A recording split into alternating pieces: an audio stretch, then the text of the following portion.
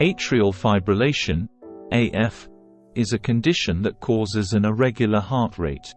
Most commonly, the heart rate will be unusually fast with this condition, but it is possible for the heart rate to be within accepted limits or slower and still be in atrial fibrillation. You can measure your heart rate by feeling the pulse in your wrist or neck. A normal heart rate, when you are resting, should be between 60 and 100 beats a minute. In atrial fibrillation, it may be over 140 beats a minute. What happens in atrial fibrillation? When the heart beats normally, its muscular walls contract, tighten and squeeze, to force blood out and around the body. They then relax, so the heart can fill with blood again. This process is repeated every time the heart beats.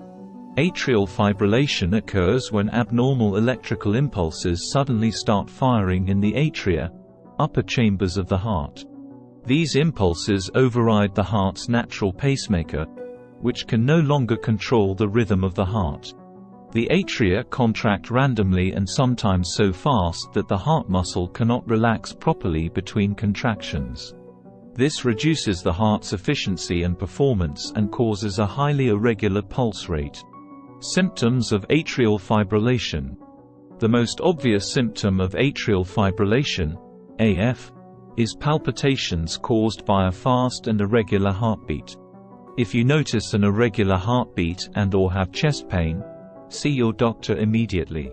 You may also experience 1. Tiredness, inability to carry out normal exercise for you. 2. Breathlessness. 3. Dizziness. 4. Feeling faint. 5. Palpitations. 6. Chest discomfort or pain. Some people have no symptoms. Some people with atrial fibrillation have no symptoms and it is only discovered during routine tests or investigations for another condition. Causes of atrial fibrillation. The exact cause of atrial fibrillation, AF, is unknown, but it becomes more common with age and affects certain groups of people more than others. Atrial fibrillation is common in people with other heart conditions, such as 1. High blood pressure. 2. Coronary heart disease.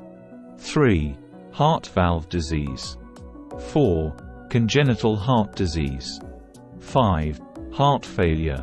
Atrial fibrillation is also associated with other medical conditions such as 1. Hyperthyroidism, overactive thyroid gland. 2. Heavy alcohol consumption. 3. Pneumonia.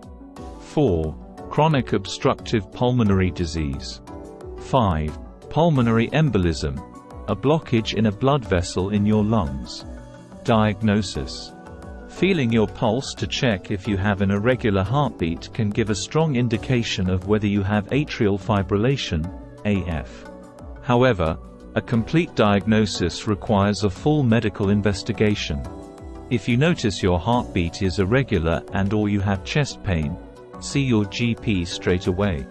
If your GP thinks you have atrial fibrillation after assessing your symptoms, you will be asked to have an electrocardiogram, ECG, and referred to a heart specialist, known as a cardiologist.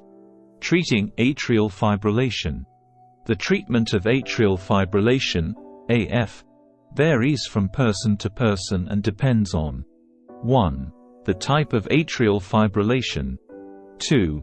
Symptoms. 3. Treatment of any underlying cause. 4. Age. 5. Overall health. Some people may be treated by their GP, whereas others may be referred to a cardiologist. Finding an underlying cause. The first step is to try to find out the cause of the atrial fibrillation. If a cause is found, treatment for this may be enough. For example, medication to correct hyperthyroidism, an overactive thyroid gland, may cure atrial fibrillation. If there is no underlying cause found. If no underlying cause of the atrial fibrillation can be found, the treatment options are 1. Medicines to control atrial fibrillation. 2. Restoring a normal heart rhythm. 3. Medicines to reduce the risk of a stroke. 4. Cardioversion, a controlled electrical shock to reset the heart rhythm. 5. Catheter ablation.